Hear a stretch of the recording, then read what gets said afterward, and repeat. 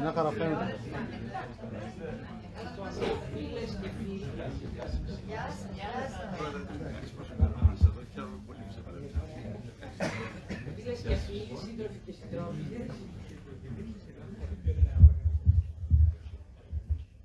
Μ' ακούτε τώρα? Ωραία, λοιπόν. Είμαι η Αρετή Καλεσάκη, καινούργια συντονίστρια, συντοροκέφαλη λένε συνήθως, εδώ στην ΟΜΓΑ ΣΥΡΙΖΑ Προοδευτική Συμμαχία Γαλατσίου. Αρχίζοντας την απόψινή εκδήλωση, θέλαμε καταρχάς να σας ευχαριστήσουμε για τη συμμετοχή σας, που νομίζουμε ότι σταδιακά θα αυξάνεται, νιώθουμε δηλαδή τα μηνύματα από την κοινωνία και την τοπική κοινωνία, μια που είμαστε στο Γαλάτσι, και αυτό μας δίνει κουράγιο για τα μελλοντικά μας βήματα. Και πώς αλήθεια βέβαια θα μπορούσαμε να μην κινητοποιούμαστε και να μην ενεργοποιούμαστε όταν αναστενάζουμε όλοι, σε μια εκδήλωση για την οικονομία, όταν όλοι αναστενάζουμε κυριολεκτικά από την ακρίβεια και γανακτούμε να τα βγάλουμε πέρα το μήνα, αν τα βγάζουμε, οι περισσότεροι δεν τα βγάζουμε πέρα. Όλοι ξέρουμε το τραγουδάκι, το γνωστό του Κυλαϊδόνη, 10-5 -5, 6 δια 2 συν 8, 20 φορές το 15, 11 και 7, 18, παλεύουμε με αλχημίες να βγάλουμε το μήνα. Άρα λοιπόν, από την άλλη μας λένε ότι υπάρχει ανάπτυξη, την οποία εμείς δεν βλέπουμε φυσικά, 300% πάνω τα οπωροκυπευτικά, τα πιο απλά δηλαδή, τα βασικά είδη, και η κυβέρνηση λέει πως παίρνει μέτρα. Μας έχει τρελάνει στο καλάθι της νοικοκυράς, στο καλάθι της Σαρακοστής, στο καλάθι του Πάσχα, Fuel Pass, Power Pass. Τι περίεργο όμως που εμείς δεν το αισθανόμαστε, δεν το αντιλαμβανόμαστε και στην καθημερινότητά μας, δεν το βιώνουμε. Και αφού δεν ανασένουμε, δεν παίρνουμε ανάσα, για να δούμε, υπάρχει λύση. Και αν υπάρχει κυρίως, είναι κοστολογημένη, γιατί πολλοί λένε εντάξει, μας υπόσχονται διάφορα. Είναι απλώς υπόσχεση, είναι ρεαλιστικές προτάσεις που μπορούν πραγματικά να μπουν στην πράξη και να δούμε άσπρη μέρα, όχι περιμένοντας να χιονίσει, γιατί με την κλιματική αλλαγή δεν έχουμε ελπίδα για χιόνι. Γι' αυτό λοιπόν έχουμε τη χαρά να καλωσορίζουμε τον σύντροφο τον Νίκο τον Παπά, βουλευτή, μέλος Κεντρικής Επιτροπής και τον Ιάρχη Οικονομικών του ΣΥΡΙΖΑ, ο οποίος θα μας μιλήσει ακριβώς γι' αυτό, για τα μέτρα, το πρόγραμμα του ΣΥΡΙΖΑ για Προοδευτική Συμμαχία για την Οικονομία και ακριβώς για τα μέτρα εκείνα τα συγκεκριμένα που προτείνονται, ώστε να μπορέσουμε πραγματικά να πάρουμε μια ανάσα και το έχουμε ανάγκη. Ευχαριστούμε πολύ. Λοιπόν, καλησπέρα σε όλους. Χαίρομαι πάρα πολύ που είμαι εδώ. Δεν έχω ξανάρθει σε αυτόν τον πάρα πολύ όμορφο χώρο. Χαίρομαι που συναντώ συναγωνιστές και συναγωνίστριες που με γνωρίζουν από πολύ μικρό και συναγωνιστές και συναγωνίστριες που συναντηθήκαν με τα τελευταία χρόνια. Φώτη, μπορώ να αποκαλύψω μια γνωστή ιστορία η οποία μας δένει. Λοιπόν, τώρα υπάρχει, γράφτε, λέω, δεν πειράζει, θα την αποκαλύψω. Εγώ ήμουν 20 χρονών λοιπόν, δούλευα σε μια παιδική κατασκήνωση.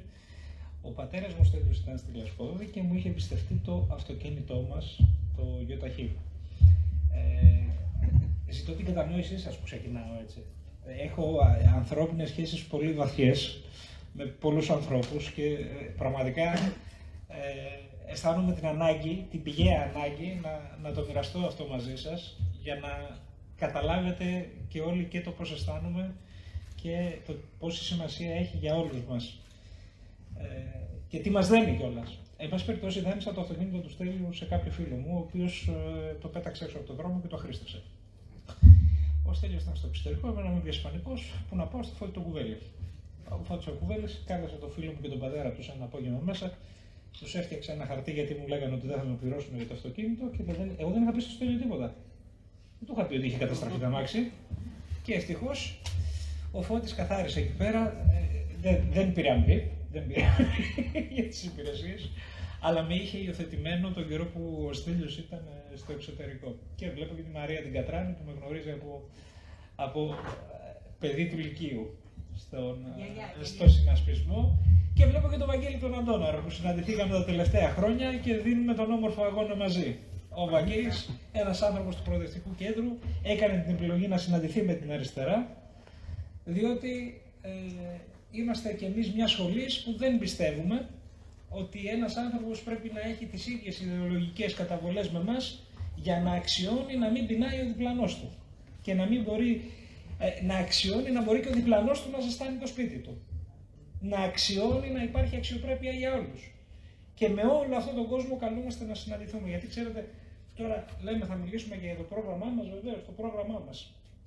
Δεν μας έλειπε ποτέ το πρόγραμμα, αυτής της άποψης είμαι. Το πιστεύω βαθιά. Δεν μας έλειπε ποτέ το πρόγραμμα. Μας έλειπε η πολιτική συμμαχία και η συστράτευση, η ευρύτερη των δυνάμεων που θα κάνει αυτό το πρόγραμμα πλειοψηφικό. Διότι αν ένα πρόγραμμα δεν είναι πλειοψηφικό, είναι απλώς ένα πρόγραμμα γραμμένο στο χαρτί. Δεν αλλάζει τις ζωές των ανθρώπων. Τι να το κάνω, να μαζευτούμε τώρα? Ωραία, να μαζευτούμε. Βγήκε και ο Στέφανος, ανέλησε το πρόγραμμά μας, είναι κοστολογημένο. Καλά έκανες και το βάλες στο θέμα. Θα έρθω παρακάτω. Αλλά ποιο είναι το μείζον, φίλες και φίλοι, συντρόφισσες και σύντροφοι?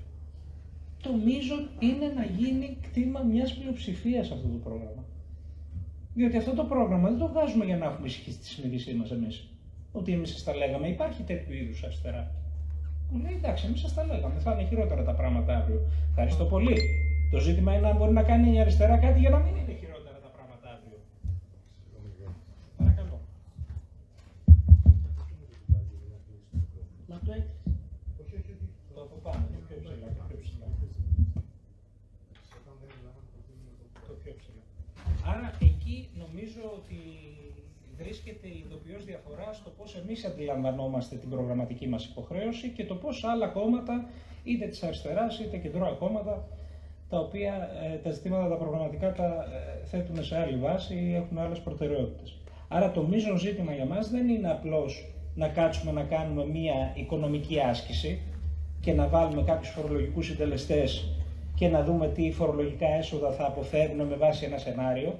Το μείζον ζήτημα είναι αυτό το πρόγραμμα να πιστέψει ο λαός ότι μπορεί να εφαρμοστεί και να έρθει στην κοινή προσπάθεια για να φτιάξουμε μια πλειοψηφία που θα το εφαρμόσει.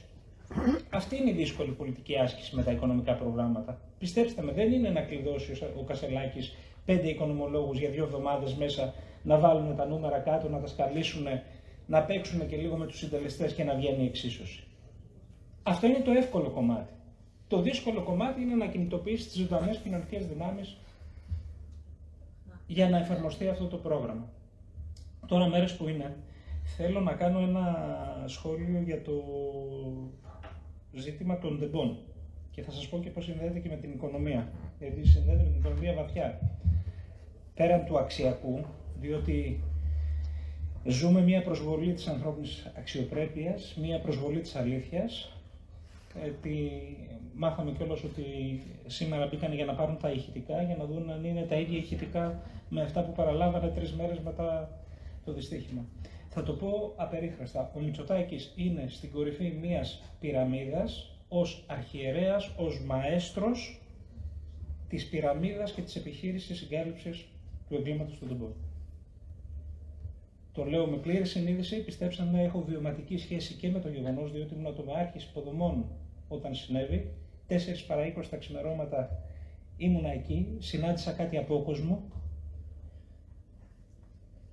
Σίδερα το ένα πάνω στ' άλλο στο ύψος μιας 3όροφης οικοδομής και οσμοί από καμένο. Δεν θέλω να σας πω τι καμένο. Και αν είναι κάτι ντροπή, που μας λέει ο Μητσοτάκης, δεν τρέπεστε να λέτε, ντροπή είναι που λάμβανε εξώδικα ο Καραμανλής και δεν τα βάζει στο σεκτάρι, στον κάλαθο των αχρήστων τα πέταγε. Το μόνο που δεν του είχαν πει ήταν ο ακριβής χρόνος και το ακριβές σημείο που θα γίνει το δυστύχημα. Οι εργαζόμενοι, ο διευθύνων σύμβουλος της Τρενοσέ, στέλεχος της Νέας Δημοκρατίας, παλιός βουλευτής της Νέας Δημοκρατίας, άνθρωπος αξιοπρεπέστατος, Φίλιππος Τσαλίδης, ο οποίος είχε προειδοποιήσει για τα προβλήματα του δικτύου. Και βεβαίως εκεί πέρα υπήρχε υπάρχει μια πρόθεση απόλυτης συγκάλυψης και το λέω Αυτό με έμφαση, διότι η πρώτη δήλωση του Μητσοτάκη, θέλω να το θυμόμαστε αυτό, 12:30 το μεσημέρι της επομένης, προσέξτε, είναι ότι για το δυστύχημα ευθύνεται κυρίως το ανθρώπινο λάθος. Αυτή είναι μια δήλωση βαριά, δεν είναι μια δήλωση απλή. Ειδικά από κάποιον ο οποίος δυστυχώς για τη χώρα μας είναι στη θέση του Πρωθυπουργού. Βγαίνει λίγες ώρες μετά το δυστύχημα και αποφαίνεται ότι όλα δείχνουν, βάλτε την να τη δείτε, τη δήλωση, όλα δείχνουν ότι οφείλεται κυρίως σε ανθρώπινο λάθος. Τι του είπαμε εμείς στη Βουλή κατά τη διάρκεια της πρότασης δυσπιστίας? Πες μας ποιος σε ενημέρωσε, άνθρωπέ μου. Τι πληροφόρηση πήρες εσύ από τις 11:30-12 το βράδυ που έμαθες για το δυστύχημα μέχρι τις 12:30 το άλλο πρωί? Η αστυνομία είχε τραβήξει την ουρά της απ' έξω, με συγχωρείτε, έβγαλε μια ανακοίνωση και είπε εγώ τα ηχητικά τα πήρα 3 μέρες μετά. Για φαντάσου. Άρα ο Κυριάκος έχει ενημερωθεί είτε από τον κύριο Τερεζάκη είτε από τον Καραμαλή. Ποιος είναι ο κύριος Τερεζάκης? Ο κύριος Τερεζάκης ήταν ο υπεύθυνος ασφαλείας του ΟΣΕ πριν το δυστύχημα. Μετά, επειδή τον θεώρησαν πετυχημένο μάλλον, τον αναβάθμισαν και σε πρόεδρο. Και ήρθε στην Εξεταστική Επιτροπή και τι είπε ο κύριος αυτός? Ότι ο ίδιος είναι αυτός που μπήκε μέσα στο κέντρο του ΟΣΕ και τράβηξε τα ηχητικά. Και πήρε τα ηχητικά σε USB λίγες ώρες μετά το δυστύχημα. Δεν πρέπει να μας πει και αυτός με ποιον τα μοιράστηκε? Αν βγήκαν αντίγραφα, τι ενημερώσεις έδωσε? Τι σχέση έχουν αυτά με την οικονομία, βέβαια, θα μου πείτε. Τι σχέση έχουν με την οικονομία? Έχουν σχέση καταρχήν με τον πυρήνα των αξιών και των θεσμών του κράτους δικαίου στην Ελλάδα. Και για το ζήτημα των τεμπών έχουν γίνει όργια τα οποία δεν έχουν βγει ακόμα και σας καλώ να έχετε μάτια και αυτιά ανοιχτά, διότι τρέχει δικογραφία. Υπάρχει ένας δικαστής στη Λάρισα, ο οποίος φαίνεται ότι τιμά τον όρκο του και υπηρετεί τη δικαιοσύνη ως δικαστική εξουσία, γιατί τα ακούω και αυτό συχνά, έχετε εμπιστοσύνη στην ελληνική δικαιοσύνη. Κατά το Σύνταγμά μας έχουμε δικαστική εξουσία. Η δικαιοσύνη είναι μία ιδέα και μία αξία την οποία η δικαστική εξουσία πρέπει να υπηρετεί. Και η συντριπτική πλειοψηφία του λαού μας αυτή τη στιγμή δεν έχει εμπιστοσύνη στην δικαστική εξουσία. Αυτή είναι η πικρή αλήθεια και είναι το αποτύπωμα μιας πολύ βαθιάς κρίσης θεσμών. Τώρα υπάρχει και, όσο και να σας κάνει εντύπωση, η σκληρά οικονομική πτυχή του εγκλήματος των τεμπών. Και ποια είναι αυτή? Ο σιδηρόδρομος είναι το πιο φιλικό μέσο μεταφοράς και για το περιβάλλον και για τον άνθρωπο. Είναι και το πιο φτηνό. Εγώ μένω στη Νέα Σμύρνη. Ας πούμε ότι θέλω να πάω στη Θεσσαλονίκη. Έχω την επιλογή του αεροπλάνου. 120 ευρώ, ξέρω εγώ, το εισιτήριο. Να πούμε, το λιγότερο. 120 ευρώ το εισιτήριο. Θέλω 3/4 να πάω από τη Νέα Σμύρνη στο Ελευθέριος Βενιζέλος. Θέλω. Και άλλα έξοδα εκεί. Θέλω μισή ώρα με 3/4 να περιμένω από την ώρα που θα φτάσω να περάσω την πύλη, τον έλεγχο. Θέλω. Θα μπω στο αεροπλάνο. Θέλει 3/4 η πτήση. Θα φτάσω στο Μακεδονία, θα περιμένω να πάρω την αποσκευή μου και θέλω κι άλλη μισή ώρα να πάω στο κέντρο της Θεσσαλονίκης. Δεν θα κάτσω στην Ίκρα. Και ταξί. Και λεφτά. Μπράβο, Αγγέλη μου. Μάλιστα. Βάλτε τώρα όλο αυτό το πακέτο, κάντε το άθροισμα και συγκρίνετε το με τα 55 ευρώ από το κέντρο της Αθήνας στο κέντρο της Θεσσαλονίκης σε λιγότερο από 4 ώρες. Με την άνεση να σηκώνεσαι, να έχεις λάπτοπ να δουλεύεις, να διαβάζεις πάρα πολύ ωραία την εφημερίδα σου, να μπορείς να πας μέχρι το κηλικείο να πιεις ένα καφέ, 55 ευρώ, 65 ευρώ η πρώτη θέση. Που θα σε περιποιηθούν και θα σου φέρουν. Καταλάβατε γιατί ο σιδηρόδρομος έχει εχθρούς πάρα πολύ σημαντικούς? Δεν ενισχύθηκε ο σιδηρόδρομος κατά τη διάρκεια της πανδημικής κρίσης. Αντιθέτως, ο ιδιωτικοποιημένος εθνικός μας αερομεταφορέας πήρε 120 εκατομμύρια ευρώ. Και το δημόσιο έχασε 40, γιατί ενεργοποίησε το δικαίωμα ρευστοποίησης των warrants, γιατί είχε πάρει δικαιώματα μετοχών. Εν πάση περιπτώσει, Κρατάμε το δημόσιο από το best yes, όχι best yes, δεν είχε μόνο ενίσχυση. Στην Αιτζίαν έχασε 40 εκατομμύρια ευρώ. Οι Γερμανοί, που φαίνεται είναι, δεν ξέρω, πιο κρατιστές, πιο λογικοί, πιο έτσι περισσότερο υπερασπιστές του δημόσιου συμφέροντος, μπήκανε στη Λουφτχάνσα, πήραν μετοχές και όταν τις πουλήσανε βγάλανε και κέρδος. Να, έχω μια μικρή διακοπή, αλλά νομίζω ότι... Βαγγέλη μου, για σένα... Άρα λοιπόν εδώ μπαίνουμε τώρα και στον πυρήνα της οικονομικής πτυχής αυτού του εγκλήματος, διότι αυτό το έγκλημα στη βάση του έχει την εγκατάλειψη του σιδηροδρόμου. Ο σιδηρόδρομος είχε μεθοδευμένα εγκαταλειφθεί. Κοίταγα τα δημοσιεύματα εκείνης της εποχής και πραγματικά σας μιλάω, μου έπιασαν ατρεχύλα. 10-15 μέρες πριν το δυστύχημα, ο Κώστας Καραμαλής έχει ανακοινώσει, προσέξτε, 3 ΣΔΙΤ για την ανάταξη του σιδηροδρομικού δικτύου. Σύμπραξη δημόσιου ιδιωτικού τομέα. Δηλαδή, αφήνουμε το σιδηρόδρομο στα κακά του χάλια, δεν συντηρούμε το δίκτυο, στέλνουν εξώδικα οι εργαζόμενοι, στέλνουν εξώδικα οι διευθύνοντες της Τρενοσέ. Όποιος ασχολείται με το σιδηρόδρομο εντοπίζει την εγκατάλειψη. Και έρχεται ο κύριος Καραμαλής, ο οποίος έχει το σχέδιό του και λέει θα κόψουμε την Ελλάδα στα 3, Βόρεια Ελλάδα, Κεντρική Ελλάδα, Νότια Ελλάδα και για κάθε έναν από αυτούς τους τομείς θα βρούμε και έναν ιδιώτη να συντηρεί το δίκτυο το οποίο έχει τα κακά του χάλια, παιδιά. Δεν το βλέπετε το δίκτυο που έχει τα κακά του χάλια? Θα βρούμε τον καλό ιδιώτη να το συντηρήσει, να το λειτουργεί και να του πληρώνουμε βεβαίως και τα χρήματα. Εδώ βρίσκεται λοιπόν ο σκληρός πυρήνας της οικονομικής πτυχής, της εγκατάλειψης του σιδηροδρόμου και βεβαίως και του δυστυχήματος και του εγκλήματος των τεμπών. Διότι αν δεν είχε γίνει αυτή η μεθοδευμένη εγκατάλειψη, δεν θα είχαμε το δυστύχημα. Παρένθεση, τι ήθελε η Νέα Δημοκρατία? Η Νέα Δημοκρατία ήθελε να γενικεύσει την κουβέντα γύρω από αυτό το θέμα. Πείτε ότι τελειώνει η σημερινή μας εδώ συζήτηση, βγαίνουμε έξω και βλέπουμε ένα γιοταχή να περνάει και να χτυπάει ένα πεζό και να το σκοτώνει. Και λέμε, σκότωσε έναν άνθρωπο. Έρχεται ο δικηγόρος του οδηγού και λέει, περιμένετε. Δεν θα συζητήσουμε για το δυστύχημα, θα συζητήσουμε πρώτα για την οδική ασφάλεια στην Ελλάδα συνολικά. Αυτή ήταν η τακτική της Νέας Δημοκρατίας. Να μην συζητήσουμε για τα τέμπη, να μην εντοπίσουμε την ευθύνη του Καραμαλή που είχε έναν άχρηστο σταθμάρχη που τον κάνανε, ενώ δεν είχε το ηλικιακό όριο, από αχθοφόρο τον κάνανε σταθμάρχη. Όχι, να μην συζητήσουμε αυτό, να συζητήσουμε αν εφαρμόζεται η 717 που θα μας κάνει τα υπερσύγχρονα τρένα. Και να είναι και μόνος του ο σταθμάρχης. Να μην συζητήσουμε το γεγονός ότι υπήρχε τηλεδιοίκηση στη Λάρισα, η οποία κάηκε το καλοκαίρι του 2019, λίγο μετά τις εκλογές. Κάηκε αυτή η αίθουσα που είχε τις πολλές οθόνες και τι δυνατότητα έδινε στο σταθμάρχη να βλέπει μέχρι την Πιερία. Τι σημαίνει βλέπω? Ξέρεις που είναι ανά πάσα στιγμή το τρένο. Άρα με αυτό το σύστημα, ακόμα και αυτός ο άχρηστος θα έβλεπε ότι τα τρένα έχουν μπει στην ίδια, έχουν μπει και τα δύο στην κάθοδο. Πόσο έκανε αυτό το σύστημα να το ανατάξουμε, παιδιά? 40, 50, 60 χιλιάδες, μάλιστα. Πόσο έκανε το ξεβάζωμα?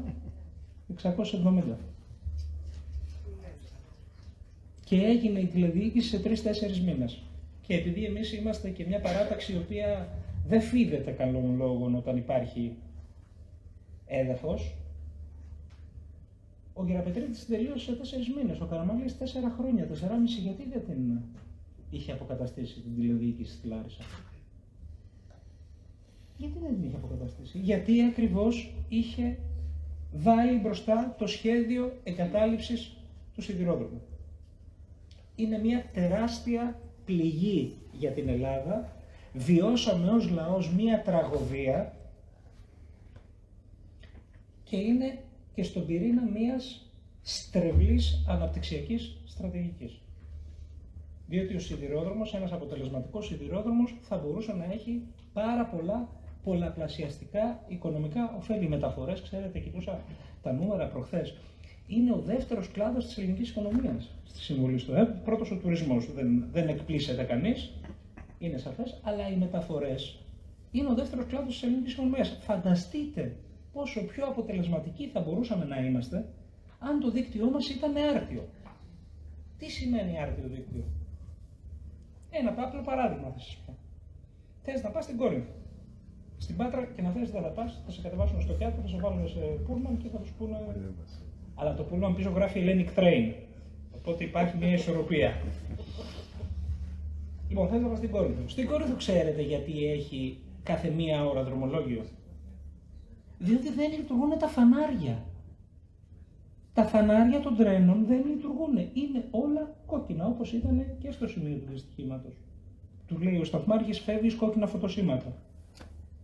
Τι σημαίνει ότι δεν λειτουργούν τα φανάρια? Σημαίνει ότι λειτουργούμε με την τεχνολογία των 100 ετών και πίσω.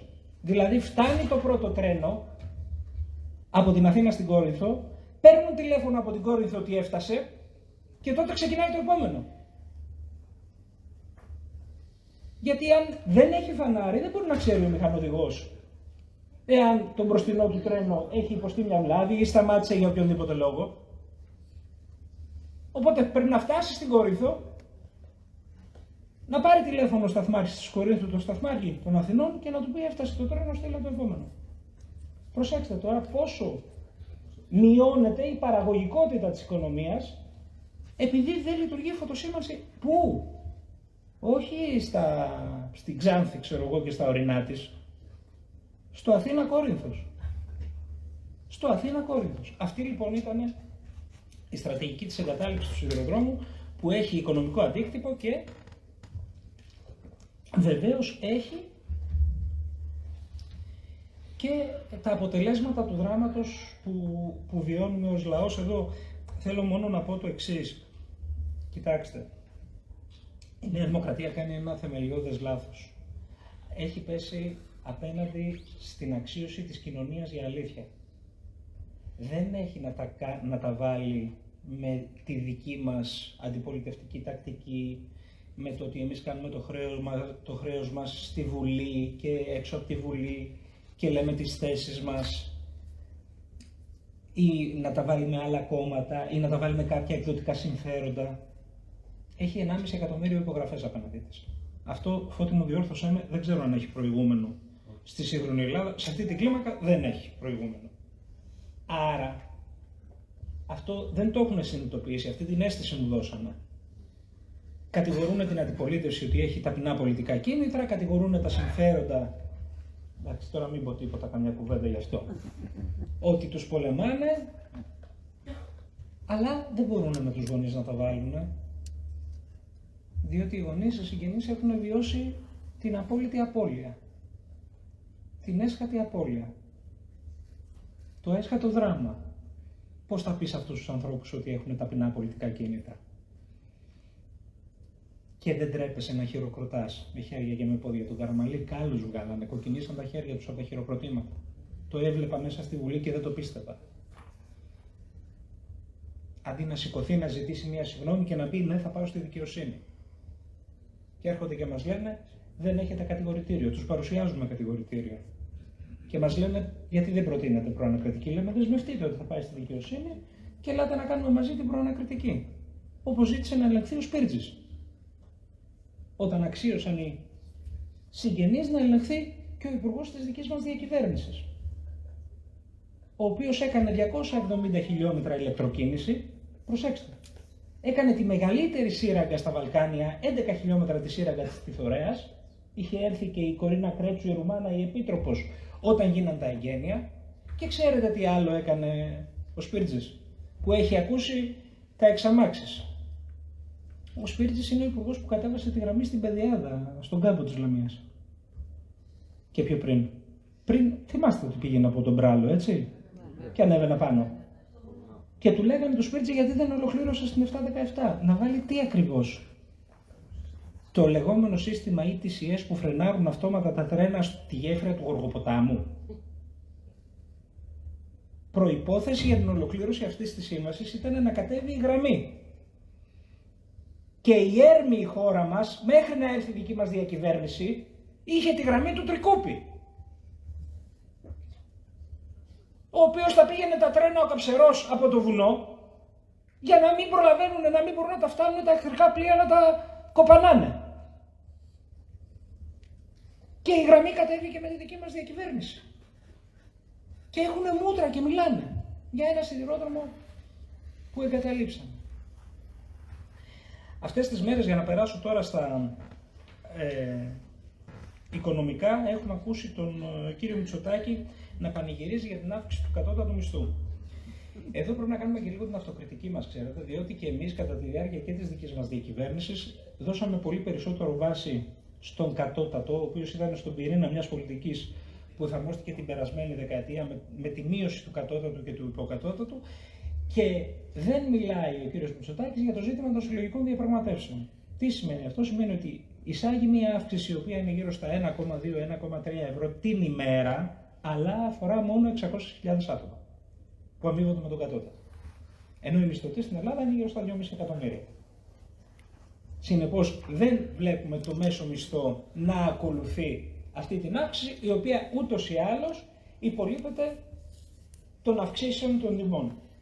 Έτσι, σήμερα βγήκε, κάναμε και μια σχετική δήλωση, βγήκαν τα αποτελέσματα της Eurostat, η χώρα μας είναι τρίτη στον πληθωρισμό Μάρτη 23 με Μάρτη 24, τρίτη στην Ευρώπη. 2,4 ο μέσος όρος πληθωρισμού στην Ευρώπη, 3,4 στην Ελλάδα.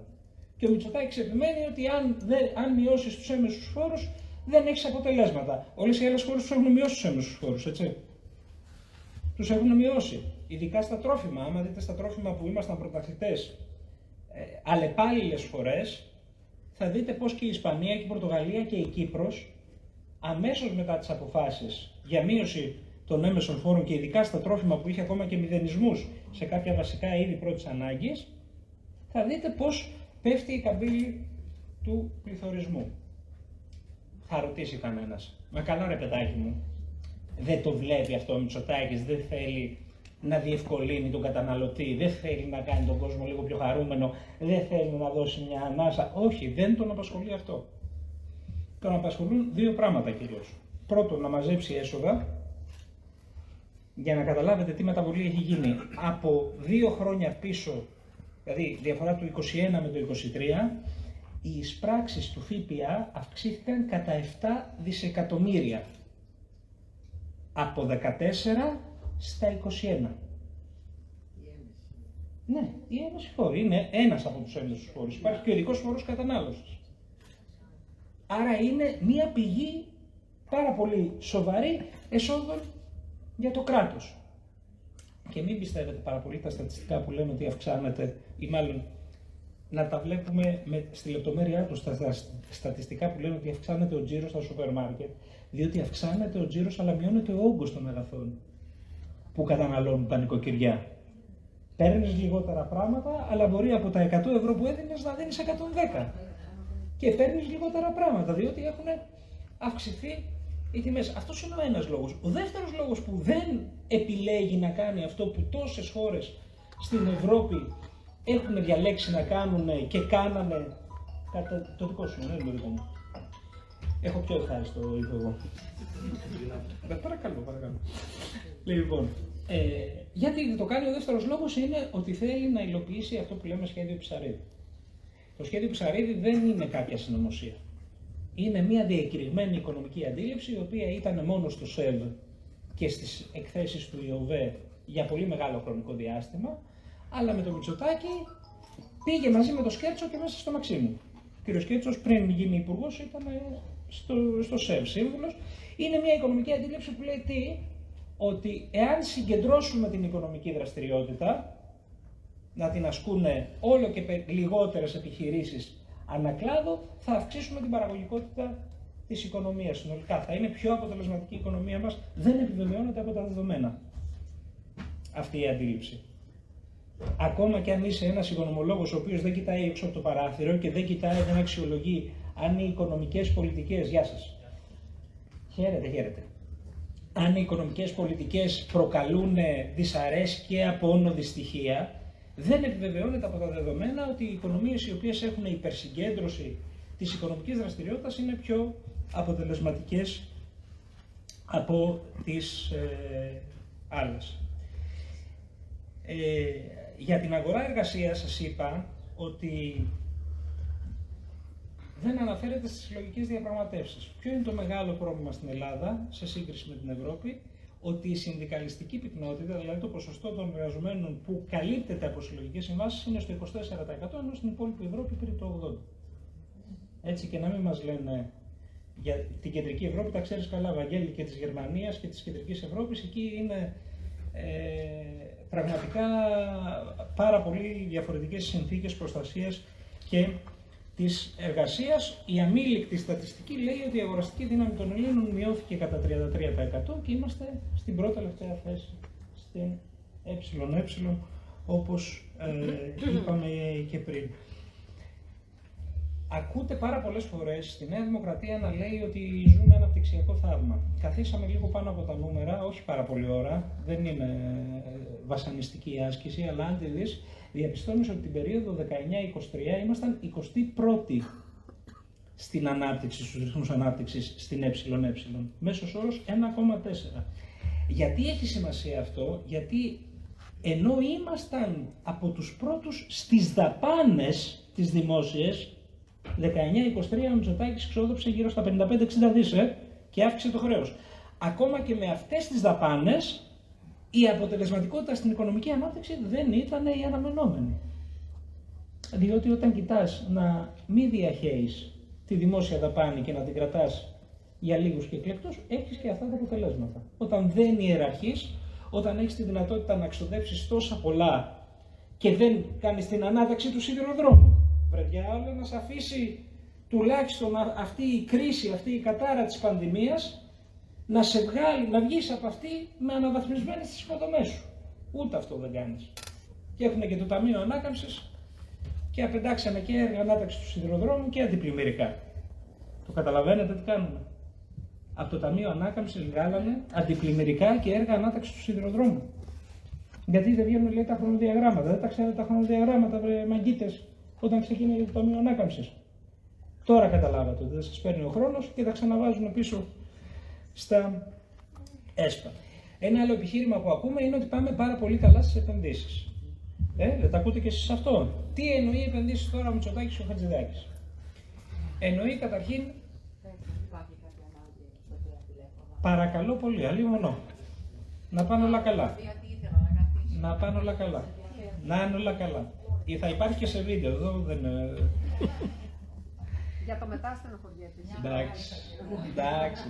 Λοιπόν, τώρα τους ακούμε να λένε ότι αυξάνονται οι επενδύσεις. Πρώτον, είμαστε τελευταίοι σε ποσοστό επενδύσεων ως προς το ΑΕΠ στην Ευρώπη. 13,9, η Ευρώπη έχει 21, κάτι τα 100 του ΑΕΠ ως μέσο όρος επενδύσεις, εμείς είμαστε στο 13,9. Δεύτερον, ποιότητα των επενδύσεων. Κατά τον περασμένο χρόνο, η αύξηση των επενδύσεων, η οποία καταγράφει, οφείλεται κατά τα 2/3 στην πώληση των κόκκινων δανείων από τις τράπεζες στα funds. Προσέξτε, γιατί οι οικονομολόγοι είναι πονηροί άνθρωποι, κατά κανόνα. Το λέει οικονομολόγος αυτό. Έτσι. Σας έχουν για το ίδιο φαινόμενο δύο διαμετρικά αντίθετες απαντήσεις, σε αντίθεση με τους δικηγόρους που ποτέ δεν το κάνουν αυτό. Φώτη μου, αγαπημένα. Λοιπόν, οι οικονομολόγοι λοιπόν καταγράφουν ως επένδυση μία μεταφορά ιδιοκτησίας. Αυτό δεν σημαίνει την αναβάθμιση μιας υποδομής, μία επένδυση σε σχηματισμό κεφαλαίου. Πήγε κάποιος, έχτισε ένα κτίριο, το κτίριο αυτό λειτουργεί, έχει μέσα μηχανήματα, απασχολεί κόσμο, αυτό είναι σχηματισμός κεφαλαίου. Η εξαγορά μιας εταιρείας από μια άλλη επίσης καταγράφεται στις επενδύσεις, αλλά δεν αυξάνει την παραγωγικότητα, όπως ήταν το σπίτι πριν, είναι και μετά. Έτσι δεν είναι? Και βέβαια μέσα σε αυτά καταγράφουμε και το γεγονός ότι το δημόσιο αποφάσισε μέσα σε αυτή τη συγκυρία να πουλήσει τις μετοχές του στις τράπεζες. Και ήρθε το ΚΕΠΕ, το οποίο δεν είναι κάποια κομμουνιστική φωλιά, το Κέντρο Πολιτικών Ερευνών, και είπε ότι το δημόσιο χάνει 42 δις από το μπες βγες δημοσίου στο μετοχικό κεφάλαιο των τραπεζών. Δεν τις ανακεφαλαιοποιήσαμε ως δημόσιο τις τράπεζες για να τις σώσουμε. Αποφασίσαν να πουλήσουν τις μετοχές λοιπόν τώρα και έχουμε χάσει 40 δις. Έχουμε ζητήσει εδώ και 3 μήνες να μαζευτεί η αρμόδια επιτροπή της Βουλής. Επιτροπή Οικονομικών Υποθέσεων και Επιτροπή Παραγωγής και Εμπορίου. Να φέρουμε και το Ταμείο Χρηματοπιστωτικής Σταθερότητας, το φορέα που διαχειρίζονταν τις μετοχές των τραπεζών που είχε το δημόσιο, να μας εξηγήσουν κι αυτοί πώς την πήραν αυτή την απόφαση.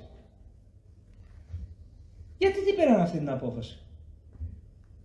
Και άντε, εμείς είμαστε η Δημοκρατική Παράταξη, η σύγχρονη αριστερά που θέλει να υπάρχει και δημόσιος πυλώνας στο τραπεζικό σύστημα. Ακόμα και ακρεφνής νεοφιλελεύθερος να είσαι. Και να θεωρείς ότι δεν πρέπει να συμβαίνει στην Ελλάδα αυτό που συμβαίνει σε όλες τις χώρες της υπόλοιπης Ευρώπης. Που υπάρχει δημόσιος πυλώνας είτε με αναπτυξιακή τράπεζα είτε με συμμετοχή του κράτους. Καθόμουν και κοίταγα τα νούμερα. Εάν πουλούσαν σήμερα τις μετοχές, και όχι την ημερομηνία που τις πουλήσανε, θα είχαμε 500 εκατομμύρια παραπάνω. Το καταλαβαίνετε. 500 εκατομμύρια παραπάνω. Όσα περίπου υπολόγιζαν να εισπράξουν από το χαράτσι στους μικρομεσαίους που βάλανε τελευταία στιγμή πριν κλείσει το προηγούμενο έτος. Αυτές είναι οι επιλογές τους. Αυτές είναι οι επιλογές τους. Τον είχα και το Χατζηδάκι, μου κοκορεύονταν, βγήκε λέει ο Economist, μας έβγαλε την καλύτερη οικονομία. Ξυπνάω νωρίς το πρωί και ήμουν και αγοροξυπνημένος, τη βλέπω τη δήλωση, πάω φτιάχνω τον καφέ μου, κάθομαι κάτω, ανοίγω τον Economist, λέω πώς και αυτοί οι άνθρωποι ρε παιδάκι μου, με τι είδανε που δεν βλέπουμε εμείς. Και κοιτάνε 5 δείκτες. Την απασχόληση, την ανεργία, το επίπεδο τιμών, τον πληθωρισμό και το δίκτυο του χρηματιστηρίου. Στους 4 από αυτούς τους 5 δείκτες η Ελλάδα είναι στη μέση και παρακάτω. Σε έναν δείκτη ήταν στην κορυφή. Μαντέψτε σε ποιον. Χρηματιστήριο. Σε χρηματιστήριο.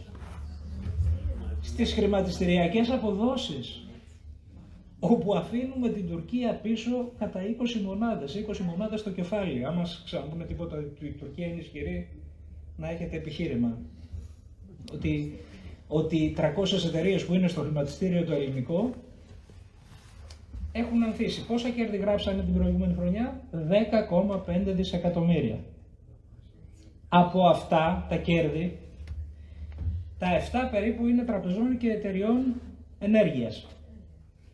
Ας μου εξηγήσει κάποιος λοιπόν, γιατί είναι καλό για μια οικονομία ως σύνολο τόσο λίγες εταιρείες να συσσωρεύουν τόσο πολλά κέρδη.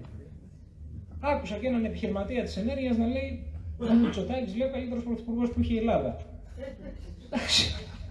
Σύμφωνοι, κοιτάω τα αποτελέσματά του, είχε 150 εκατομμύρια κέρδη πρόπερση και 700 πέρσι. Γιατί να μην είναι ο Μητσοτάκης μετά καλύτερος. Έτσι δεν είναι?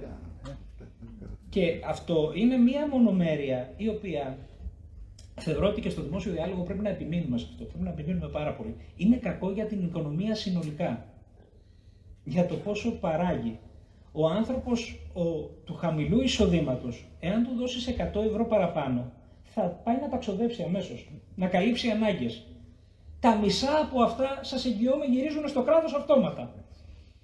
Από το ΦΠΑ, το φόρο μισθωτών υπηρεσιών, από.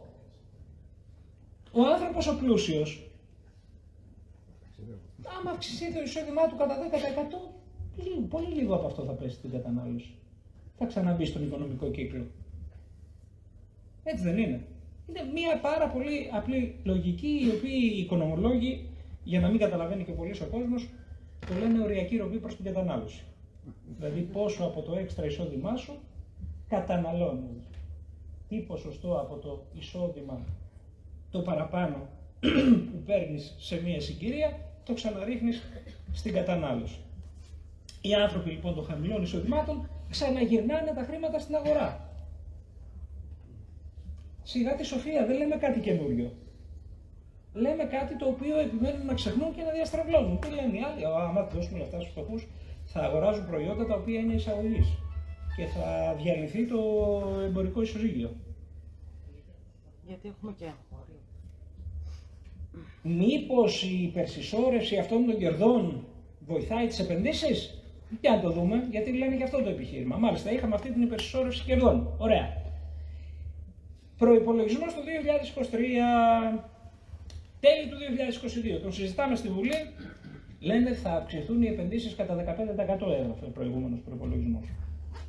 Στον απολογισμό, πόσο αυξήθηκαν? 4%. Τους λέμε τι έγινε βρε παιδιά, εδώ προβλέπατε αύξηση επενδύσεων 15%, γιατί ήρθε μόνο 4%. Α, μου λέει ο Θεοχάρης προχθές στη Βουλή. Θεσσαλία, μου λέει. Είχαμε την καταστροφή στη Θεσσαλία και του λέω καλά, είχαμε την καταστροφή στη Θεσσαλία. Πες ότι είμαστε όλοι τόσο αφελείς για να πιστέψουμε αυτό το επιχείρημα. Στον προϋπολογισμό του 24 πώς ξαναπροβλέπετε αύξηση 15%? Διορθώθηκαν τα πράγματα στη Θεσσαλία? Προβλέπετε και άλλη θεομηνία. Τι να πω, δεν ξέρω τι προβλέπουν. Και δεν έχουν κάνει τίποτα. Βγάλανε και εκεί ένα παλιό χαρτό, το οποίο χθες τους είπαμε ότι έχει αξία ως πρόχειρο. Αν δεν έχουν τυπώσει και στις δύο πλευρές της σελίδας, μπορούμε να το κρατήσουμε για πρόχειρο. Αν έχουν τυπώσει και στις δύο μεριές της σελίδας, έχει αξία μόνο για χαρτί ανακυκλώσεως. Τίποτα άλλο. Είναι λογαριασμοί πάνω στη χαρτοπετσέτα, που μόνο στόχο έχουν να συκοφαντήσουν το δικό μας οικονομικό πρόγραμμα. Θέλω να σας θυμίσω ότι στις εκλογές τις προηγούμενες λέγανε ότι το πρόγραμμά μας έχει 80 δις κόστος. Τώρα προχθές μας είπαν έχει 40.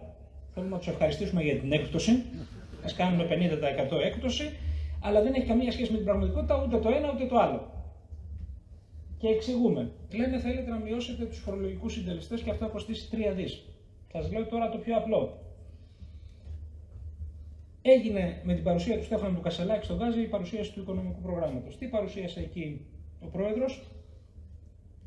Πρώτον, μία ιδέα που είμαι σίγουρος ο Φώτης θα την θυμάται, ότι όλα τα εισοδήματα πρέπει να μπαίνουν σε ένα ενιαίο κουβά και να είναι στην ενιαία φορολογική κλίμακα. Αυτή την ιδέα κατά τη διάρκεια των ετών της κρίσης την ξεχάσαμε. Και καθίσαμε λοιπόν και είδαμε τα νούμερα. Και λέμε ότι ναι, γίνεται κάτω από τις 100.000 να μειωθούν οι φορολογικοί συντελεστές. Από τις 100 μέχρι τις 200.000 να παραμείνουν στο ίδιο ύψος και από τις 200.000 εισόδημα και πάνω θα αυξηθούν. Τι να κάνουμε? Δεν γίνεται. Αν βγάζεις πάνω από 200.000 το χρόνο πρέπει να πληρώσεις παραπάνω. Και καθόμαστε και σκάβουμε λίγο παρακάτω τα νούμερα. Και τι ανακαλύπτουμε? Προσέξτε. 500.000 άτομα στην Ελλάδα, 500.000 αφημοί, έχουν εισόδημα 4,5 δισεκατομμύρια ευρώ. 4,5 δισεκατομμύρια ευρώ, 500.000 έκαστος κατά μέσο όρο. Κατά μέσο όρο. Βέβαια. Τι φόρο πληρώνουν αυτοί λοιπόν αν είναι μόνο μερισματούχοι?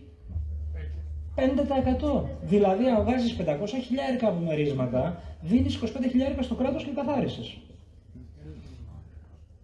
Αυτό δεν το βάζουν στον υπολογισμό τους. Και μόλις το είδα αυτό, τι θυμήθηκα? Τη φράση του Κυριάκου που λέει «Κατάλαβα ότι πολλοί από εσάς είστε εξαρτημένοι από το μισθό σας». Και λέω ο άνθρωπος είναι προφανές ότι περιστοιχίζεται από ανθρώπους οι οποίοι είναι απλώς εισοδηματίες. Εισπράττουν ενίκεια και μερίσματα. Στον κύκλο του δεν το έχει πει κανένας ότι ο μήνας πρέπει να κάνεις προσπάθεια για να βγει.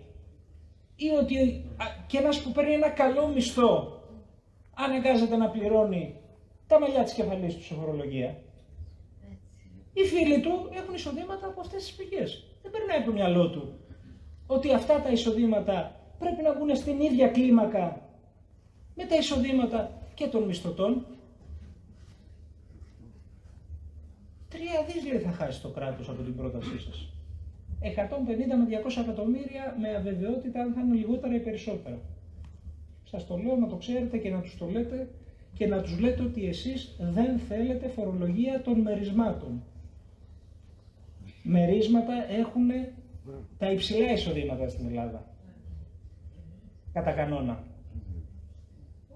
Έτσι, άρα αυτό είναι το κεντρικό επιχείρημα που πετάνε απέναντί μας και από κάτω κάνουν και κάποιους άλλους υπολογισμούς οι οποίοι πραγματικά ας πούμε είναι ανάξιοι σχολιασμού. Ας πούμε μόνο για την προκαταβολή φόρου ότι τη χρεώνουν 5 δις ενώ είναι γύρω στο 1,5. Διότι είναι η διαφορά του προηγούμενου έτους με το επόμενο. Είπαμε κι εμείς να καταργηθεί η προκαταβολή φόρου. Και σιγά δηλαδή το επαναστατικό μέτρο. Και πέσανε επάνω μας να μας φάνε, και εχθές έχω ζητήσει και από τα παιδιά τους πραγματικά καταπληκτικούς συνεργάτες που έχουμε στο οικονομικό επιτελείο να τα μαζέψουν όλα. Εχθές φέρανε μια ρύθμιση για την Golden Visa, δεν ξέρω αν ακούσατε καθόλου. Υπήρχε λοιπόν μια τέτοια συζήτηση. Η Golden Visa, έτσι όπως τη σχεδιάσανε και έτσι όπως έχει υλοποιηθεί, έχει αυξήσει την πίεση σε μεριές της Αθήνας όπου χαμηλά και μεσαία εισοδήματα αναζητούν στέγη, και είχε και όρια τα οποία δυσκολεύανε το φτωχό τον κοσμάκι να βρει ένα διαμέρισμα 80 τετραγωνικών σε λογική τιμή ή ένα νέο ζευγάρι κτλ. Δεν ήταν μόνο η Golden Visa βέβαια η πίεση στις τιμές των ακινήτων, προσέξτε, διότι οι τιμές των ακινήτων έχουν πιεστεί και από την Golden Visa και όμως από το γεγονός ότι ο κορονοϊός μας άφησε πίσω τη συνήθεια να δουλεύουμε στο σπίτι, οπότε έχει αυξηθεί η ζήτηση για τετραγωνικά. Άλλο ένα δωμάτιο το οποίο είναι γραφείο. Έχουμε τον υπολογιστή μας, το φως και δουλεύουμε από το σπίτι κτλ. Και το δεύτερο είναι ότι έχουν αυξηθεί πάρα πολύ τα διαζύγια. Δεν το λέω εν είδη αστείσμου, είναι πραγματικό και διπλασιάζει τη ζήτηση για στέγη. Έτσι, υπάρχουν λοιπόν αυτά τα προβλήματα, υπάρχουν πάρα πολλά κλειστά σπίτια. Προσέξτε. Υπάρχουν πάρα πολλά κλειστά σπίτια. Εκεί εμείς λέμε ότι πρέπει να φορολογηθούν αυτά. Αν το κρατάς κλειστό το σπίτι για παραπάνω από 3 χρόνια, θα πρέπει να επιβαρυνθείς. Εάν το βγάλεις για μακροχρόνια μίσθωση και το νοικιάσεις, να συζητήσουμε και φοροαπαλλαγή, καμία αντίρρηση. Αλλά τα κλειστά σπίτια, πιστέψτε με, είναι ένας λόγος που και αυτός πιέζει τις τιμές παραπάνω. Τώρα γιατί σας ανέφερα την Golden Visa. Διότι ακριβώς την ίδια στιγμή είναι ανεκδιήγητοι οι άνθρωποι. Την ίδια στιγμή που από το βήμα λένε τα 40 δις που θα κοστίσει το πρόγραμμα του ΣΥΡΙΖΑ, θέλουν τη ρύθμιση της Golden Visa, και εκεί που λέει, γιατί υποχρεούσε όταν φέρνεις μια οικονομική ρύθμιση στη Βουλή, πρέπει να έχεις και μια αξιολόγηση για το δημοσιονομικό της κόστος. Και εκεί που λέει για το δημοσιονομικό κόστος, λέει τυχόν απώλειες εσόδων θα καλυφθούν από άλλες πηγές φορολόγησης. Αυτό είναι. Δηλαδή, φέρνει μία ρύθμιση εντελώς ακοστολόγητη και την ίδια στιγμή κάνει επίθεση για την κοστολόγηση του δικού μας προγράμματος. Αυτός που νομοθετεί, που έχει πίσω του στρατιές συμβούλων για να μπορούν να υπολογίσουν και το παραμικρό. Το λέω για να συνειδητοποιήσουμε πόσο υποκριτική είναι αυτή η κουβέντα, όπως υποκριτική είναι και η πολεμική που κάνουν στις προτάσεις μας για τη μείωση των έμεσων φόρων. Και αυτές σας καλώ να τις δείτε ως προτάσεις στρατηγικής. Διότι προφανώς προτείνουμε κάποιους συντελεστές αυτή τη στιγμή. Η οικονομία έχει ένα στοιχείο αβεβαιότητας. Κάθε χρόνο θα τις ξαναβλέπουμε. Προφανώς. Αλλά η στρατηγική μας θα είναι αυτή. Δηλαδή, ελάφρυνση των χαμηλών και των μεσαίων εισοδημάτων. Λυπούμαστε, χαιρόμαστε, δεν ξέρω, αλλά θα γίνει επιβάρυνση των ανώτερων εισοδημάτων. Πρέπει οι άνθρωποι οι οποίοι βγάζουν πάρα πολλά χρήματα από μερίσματα να πληρώσουν παραπάνω φόρο, αισθητά. Πώς να το κάνουμε, είναι ζήτημα οικονομικής λογικής και δικαιοσύνης, και μείωση των έμεσων φόρων για να ισοφαρίσεις στοιχειοδός τις επιβαρύνσεις οι οποίες έρχονται από τις εξωτερικές διαταραχές. Και ένα άλλο χαρακτηριστικό η φορολογική μας πρόταση. Εμείς ξέρετε, και υπάρχει και αύριο στη Βουλή μια συζήτηση, έχουμε κάνει κριτική στο Σύμφωνο Σταθερότητας και στα πλεονάσματα που συμφώνησε η Νέα Δημοκρατία. Τι έχει συμφωνήσει η Νέα Δημοκρατία? Ότι κάθε χρόνο η χώρα πρέπει να παράγει πλεόνασμα 2%. Τι είναι αυτό? Σημαίνει ότι τα έσοδα μείον τα έξοδά σου πρέπει να παράγουν εξαιρουμένων των τόκων 2% του ΑΕΠ θετικό αποτέλεσμα. Αυτή τη συμφωνία. Αυτό συμπιέζει τις δυνατότητές σου να έχεις δαπάνες. Και εκεί ασκούμε την κριτική. Και λέμε ότι αυτό πρέπει να αλλάξει. Δεν κηρύσουμε όμως Αντάρτικο. Προσέξτε, έχει τεράστια σημασία αυτό. Δεν λέμε ότι έχουμε ένα πρόγραμμα οικονομικό το οποίο δύναται να εφαρμοστεί εάν αλλάξουν οι συμφωνημένοι στόχοι. Και με αυτή την έννοια δεν είμαστε, Ευαγγέλη μου, καθόλου ευάλωτοι σε κριτική ότι θα πάμε να τσακωθούμε ή οτιδήποτε τέτοιο. Προφανώς θα κάνουμε τις συμμαχίες μας και το έχουμε αποδείξει ότι μπορούμε να κάνουμε συμμαχίες σε επίπεδο Ευρώπης για να αλλάξει η κατεύθυνση του συμφώνου, να αλλάξουν τα συμφωνημένα πλεονάσματα, να ελαφρυνθούν οι προϋπολογισμοί, αλλά για τον προϋπολογισμό της χώρας έχουμε πάρα πολύ συγκεκριμένη και κοστολογημένη πρόταση, η οποία δεν έρχεται σε σύγκρουση με τους λάθος, λέω εγώ, υψηλούς και δύσκολους στόχους τους δημοσιονομικούς. Δεν θα ξαναμπούμε δηλαδή σε μια κόντρα με τη Νέα Δημοκρατία σε σχέση με το αν μένουμε Ευρώπη, δεν μένουμε Ευρώπη. Βέβαια τώρα τι να μας πει και ο Μητσοτάκης ο Καψαρός με το μένουμε Ευρώπη, διότι ψάχνω να βρω και εγώ ευρωπαϊκό θεσμό που να μην έχει εγείρει ζητήματα κράτους δικαίου για την Ελλάδα. Η Ευρωπαία Εισαγγελέας, το Ευρωκοινοβούλιο, η Κομισιόν που είπε ότι θα στείλει τεχνικά κλιμάκια στην Ελλάδα για να δει τι έχει γίνει με την εφαρμογή της Σύμβασης 717 και το τι συμβαίνει με τα τέμπη. Δεν έχει υπάρξει θεσμό στο ευρωπαϊκό στερέωμα που να μην έχει ανησυχήσει για την εφαρμογή των κανόνων του κράτους δικαίου στην Ελλάδα. Υπάρχει κοντά σε αυτά και μια ιδέα επίσης κατά τη γνώμη μου πολύ σημαντική που αφορά τις επιχειρήσεις. Και λέμε ότι και εκεί πρέπει να εισαχθεί η ιδέα του κλιμακωτού φορολογικού συντελεστή. Δηλαδή για επιχειρήσεις που βγάζουν κάτω από 200-220.000 ευρώ να μειωθεί ο φορολογικός συντελεστής επί των κερδών και για τις επιχειρήσεις που βγάζουν πάνω από αυτό το ύψος να είναι μεγαλύτερος. Γιατί είναι κακή αυτή η ιδέα? Μόνο αν είσαι αιμονικός και πιστεύεις ότι εάν την οικονομική δραστηριότητα τη συγκεντρώσουν 5 μεγάλοι όμιλοι εταιριών στην Ελλάδα, θα πάει καλά η οικονομία, μπορείς να επιμείνεις. Υπάρχει δρόμος λοιπόν, υπάρχει τρόπος να ελαφρυνθούν και οι επιχειρήσεις, οι μικρές και οι μεσαίες, διότι ξέρετε, μας το λένε πάρα πολλές φορές και ότι εδώ και δεν είναι βιώσιμες και είναι μη παραγωγικές. Ναι, βεβαίως έχουν προβλήματα οι μικρές και οι μεσαίες επιχειρήσεις, αλλά τις αποκλείουν από τον τραπεζικό δανεισμό, τις αποκλείουν από τα συγχρηματοδοτούμενα προγράμματα, τα ΤΕΠΙΧ1, τα COVID, τα ΕΣΠΑ, τα ταμεία ανάκαμψης.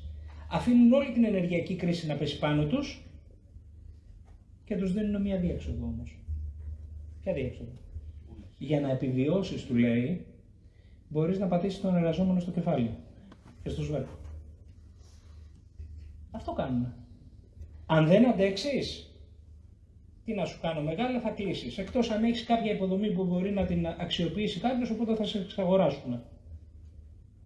Και για τις εξαγορές θα φέρουμε και παραπάνω κίνητρα.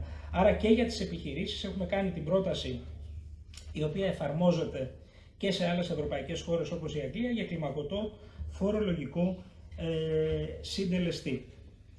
Τώρα έχουμε και μία εξαίρεση στην κεντρική μας φιλοσοφία. Ποια είναι η κεντρική φιλοσοφία? Είπαμε για τα φυσικά πρόσωπα στη φορολογία, ανεξάρτητα από την πηγή του εισοδήματός σου, να φορολογείσαι με την ίδια φορολογική κλίμακα. Αυτή είναι η κεντρική ιδέα και την εφαρμόζουμε με ποια εξαίρεση? Σκοπίμως με την εξαίρεση των ενοικίων. Δηλαδή, αν εισπράττεις ενοίκια, σου δίνουμε παραπάνω κίνητρα με χαμηλή φορολογία για να βγάλεις το σπίτι στην αγορά και να το νοικιάσεις. Διότι ακριβώς έχουμε έναν περιορισμό στην αγορά κατοικίας που είναι από τις βασικές πιέσεις πάνω στα οικονομικά των νοικοκυριών.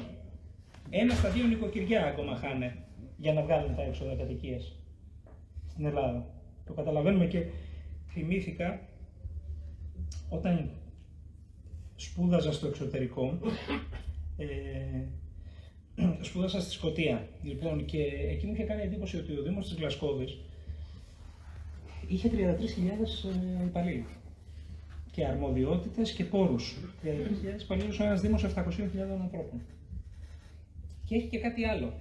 Προσέξτε, 700.000 άτομα. Πόσες κοινωνικές κατοικίες? Ο Δήμος της Γλασκόβης. Δεν θα το βρείτε το νούμερο, είμαι σίγουρος, εκτός αν έχετε ανοίξει πρόσφατα το Google, ξέρω. Ή την Αυγή. 100.000 κοινωνικές κατοικίες. Μιλάμε για το 36% του οικιστικού αποθέματος. Καταλαβαίνετε τι σημαίνει αυτό? Και τι σημαίνει αυτό, δηλαδή, βάλτε το τώρα σε αντιπαραβολή με μια χώρα όπως την Ελλάδα που έχει νησιωτικότητα και παλεύουν τα νησιά τα ακριτικά να βρει το σπίτι, να βρει ένα σπίτι να μείνει ο δάσκαλος, ο γιατρός, ο μόνιμος στρατιωτικός ο οποίος παίρνει μια μετάθεση σε ένα νησί το οποίο έχει επισκεψιμότητα τουριστική. Τους ανθρώπους δηλαδή που ως πολιτεία τους υποχρεώνεις να πάνε σε αυτά τα μέρη, δεν έχεις καμία μέριμνα για το πώς θα βρούνε μια βιώσιμη κατοικία. Τι πάει να πει, το μένουμε Ευρώπη στο τέλος, έτσι. Ένας δήμος, σας λέω, που έχει το 36% των κατοικιών του οικιστικού αποθέματος να είναι κοινωνική κατοικία. Που σημαίνει ότι είναι του Δήμου και πληρώνεις ένα ελάχιστο βασικό ενοίκιο. Δεν είναι παλάτια, προσέξτε. Αλλά αυτό το πράγμα να ψάχνεις να βρεις στην Κυψέλη σπίτι και για 35 τετραγωνικά να σου ζητάνε 600 ευρώ, όχι ρε παιδιά. Όχι ρε παιδιά, να υπάρχει και ένα όριο κάπου. Να υπάρχει και ένα όριο και χωρίς μεγάλη δημόσια παρέμβαση όριο δεν μπορεί να υπάρχει. Ο δεύτερος πυλώνας των προτάσεών μας είναι προτάσεις για την άμεση καταπολέμηση της ακρίβειας. Εκεί η κεντρική ιδέα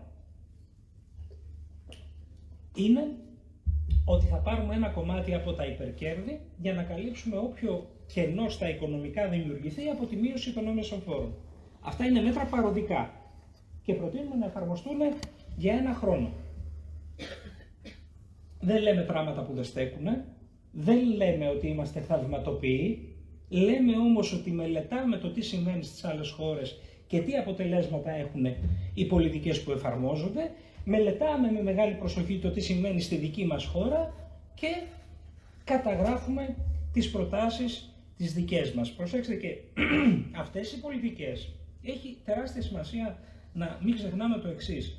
Μπήκανε στο κάδρο της εφαρμογής κατά τη διάρκεια της ενεργειακής κρίσης, δηλαδή εκεί που είχαμε περάσει τα πρώτα κύματα του COVID και μπαίναμε στη μεγάλη ενεργειακή κρίση και βγήκε η Κομισιόν την άνοιξη του 2022 και έβγαλε μία ανακοίνωση που πρότεινε στις χώρες όλη αυτή τη δέσμη μέτρων.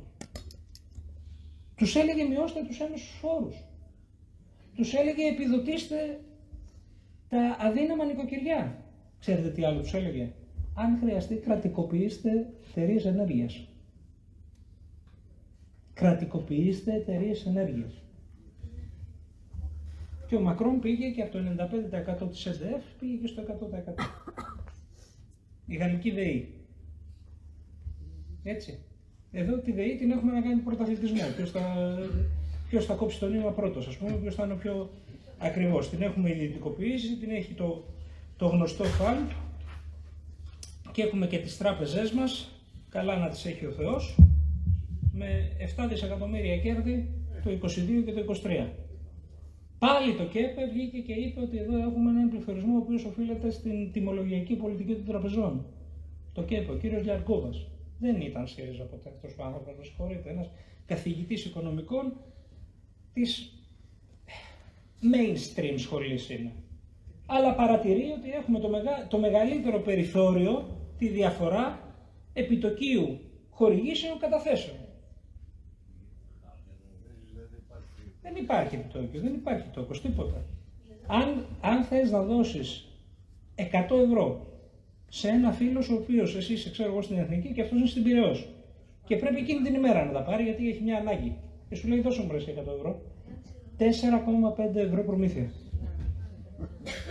4,5 ευρώ προμήθεια. Γιατί ρε παιδιά? Τόσο πολύ επιβαρύνονται οι υπολογιστές για να πάρουν την εντολή και να μεταφέρουν τα χρήματα. Έχω κάνει 2 προπληρωμένες κάρτες στις κόρες μου. Προπληρωμένοι βλέπεις και που κάνουν τα έξοδα. Εγώ τους είπα ότι είναι για να εξοικειωθούν με το ηλεκτρονικό χρήμα, αλλά υπάρχουν και άλλες σκέψεις στο μυαλό ενός πατέρα των έφηβων κοριτσιών. Και με χρεώνει 1 ευρώ για να βάλω λεφτά από το λογαριασμό μου στην προπληρωμένη κάρτα η οποία είναι στο όνομά μου. Μιλάμε για τρέλα τώρα, κανονική. Έτσι, αδικαιολόγητες χρεώσεις, και νομίζω ότι έχει πραγματικά σημασία ότι αυτό το εντοπίζουν και φορείς οι οποίοι είναι έξω και πέρα και από τις δικές μας, από τα όρια της δικής μας της παράταξης. Υπάρχει και ακόμα μια ιδέα μαζί με τη μείωση των έμεσων φόρων, η διατίμηση των κερδών σε όλη την αλυσίδα όμως της αξίας του προϊόντος. Διότι τι διατίμηση έχει βάλει σε κάποια αγαθά η κυβέρνηση, εδώ πάει στο καλάθι των αχρήστων, ότι διατίμηση στα κέρδη δεν γίνεται. Θυμάστε για πόσο καιρό το ακούγαμε αυτό? Δεν γίνεται διατίμηση στα κέρδη. Εμείς λέμε να γίνεται διατίμηση και στον εισαγωγή και στο χοντρέπορο. Διότι όταν φτάσει το προϊόν στο ράφι, το κακό έχει γίνει. Και κάνεις διατίμηση του κέρδους μόνο του εμπόρου της λιανικής. Και το κακό έχει γίνει από την εισαγωγή ενδεχομένως και στη χοντρεμπορική, και λέμε και κάτι άλλο, να μπει όριο στο περιθώριο διήλυσης. Δηλαδή να μπει ένα πλαφόν, στο οποίο τα δύο διηλιστήρια, τα οποία είναι υπερσύγχρονα, μην ακούτε τίποτα, τα δύο βασικά ελληνικά διηλιστήρια είναι υπερσύγχρονα διεθνώς και προτιμητέα και με πολύ μεγάλο κύκλο εργασιών, και νομίζω ότι θα μπορούσαν και αυτά να συμβάλλουν στα δημόσια έσοδα πολύ σημαντικά και παραπάνω. Αυτός είναι ο βασικός πυρήνας των προτάσεών μας, μαζί με το ότι θα φτιάξουμε και ένα παρατηρητήριο τιμών Ευρωπαίου καταναλωτή, διότι έχετε δει και εσείς νομίζω άπειρα ρεπορτάζ, όπου το ίδιο ακριβώς προϊόν είναι στο 1/3 της τιμής στη Γερμανία από ότι είναι στην Ελλάδα, και εκεί πραγματικά αναρωτιέσαι τι γίνεται. Λοιπόν, αλλά ξέρετε, οι πολυεθνικές όταν τιμολογούν εξετάζουν και ανιχνεύουν το πόσο ικανά αντανακλαστικά έχουν οι θεσμοί που επιτηρούν τον ανταγωνισμό σε μια χώρα. Το πόσο διαφανώς λειτουργούν οι αρμόδιες υπηρεσίες των Υπουργείων Ανάπτυξης. Το αν υπάρχει ενεργό καταναλωτικό κίνημα. Όλα αυτά τα μυρίζονται, τα δοκιμάζουν, τα ζυγίζουν και τιμολογούν. Άρα καταλαβαίνετε τι συμπεράσματα έχουν βγάλει για την Ελλάδα. Έτσι δεν είναι?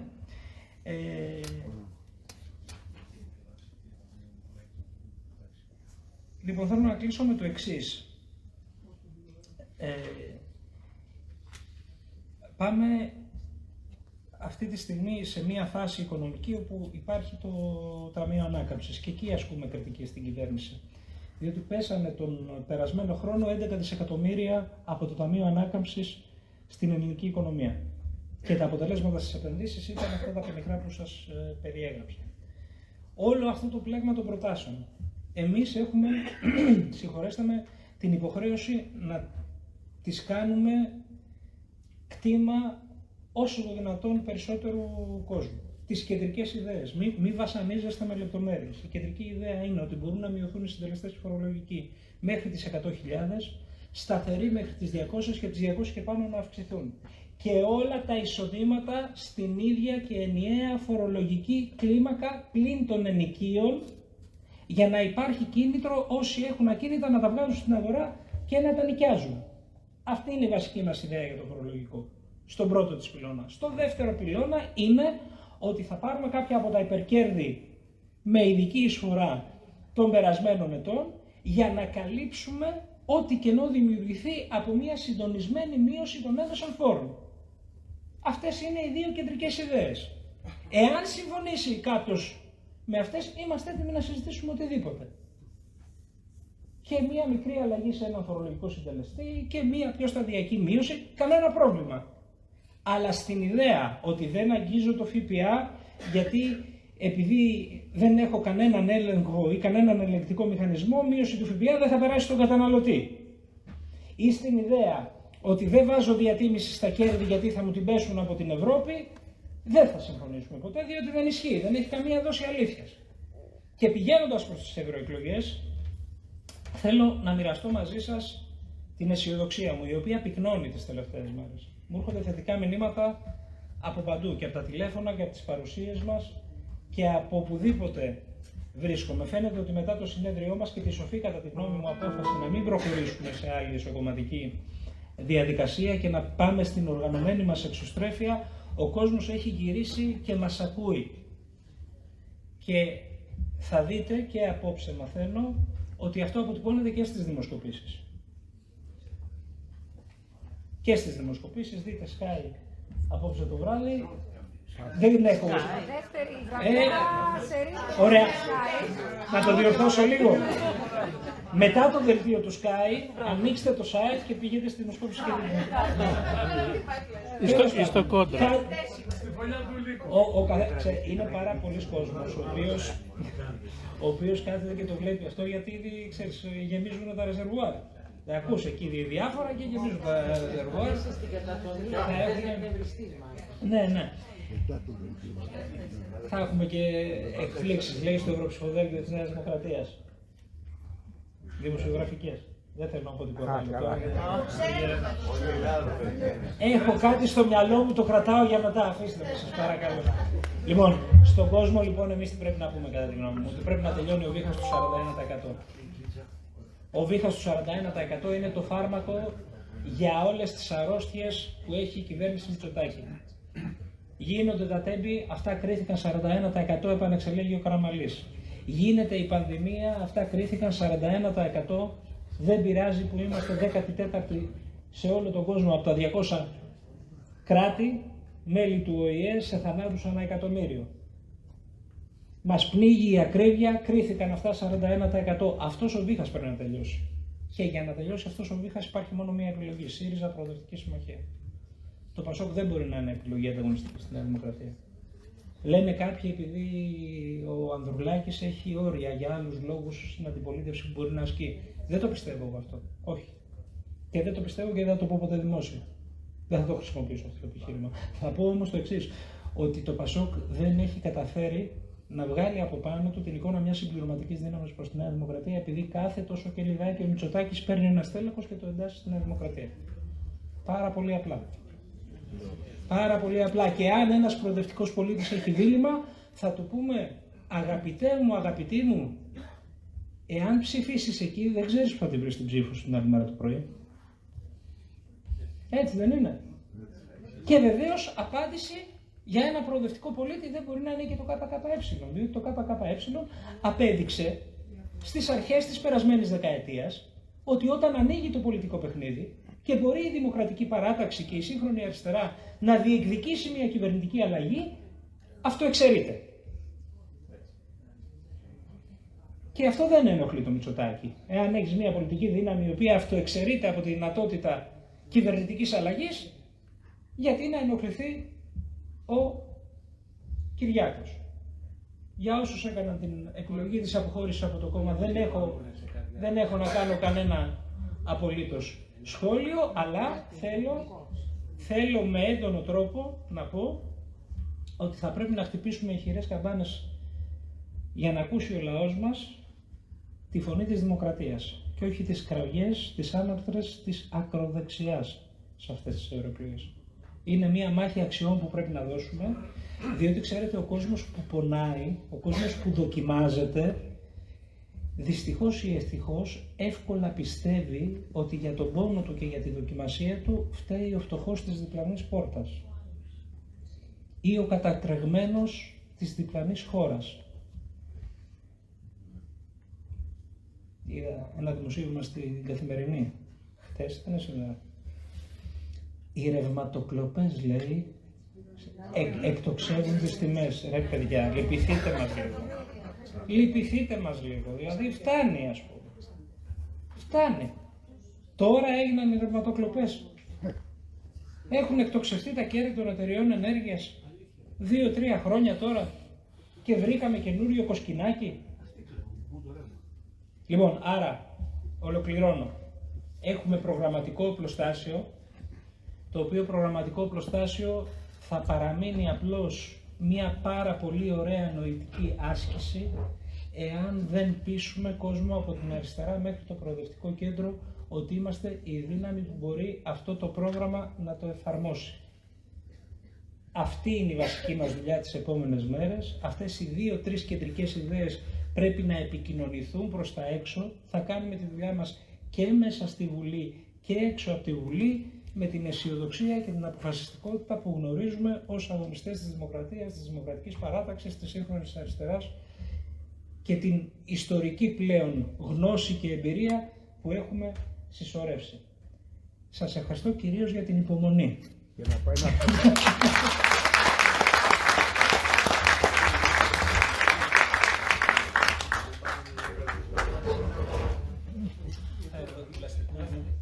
Να ευχαριστήσουμε τον σύντροφο τον Νίκο τον Παπά, να πούμε ότι ανάμεσά μας είναι ο Φώτης ο Κουβέλης, η Ελένη Απλανίκη, η Γεωργία Κουρτάκη, είναι και μέλη μας και μέλη της Κεντρικής Επιτροπής, είναι ο Ευάγγελος ο Αντώναρος, δημοσιογράφος, υποψήφιος στην Ανατολική Αττική, και ο Βασίλης ο Μπούρας που είναι ο νέος μας συντονιστής της Δημαρχιακής Επιτροπής. Σε ό,τι αφορά τη διαδικασία μπορούν να γίνουν τώρα ερωτήσεις, θα ανοίξουμε έναν κατάλογο για να δούμε και το χρόνο που θα μπορεί να δοθεί σε κάθε φίλο που θέλει και σύντροφο που θέλει να ρωτήσει, και επίσης κάποιες τοποθετήσεις από τους συντρόφους που είναι μέλη της Κεντρικής Επιτροπής, από τον κύριο Αντώναρο. Οπότε σηκώνουμε χέρια όποιοι θέλουμε, όνομα. Πρωτόμαχος Κωνσταντίνου.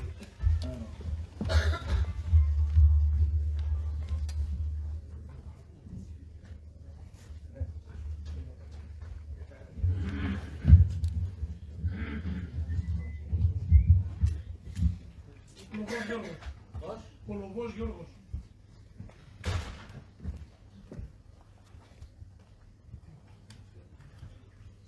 Άγγελος Τεντάι.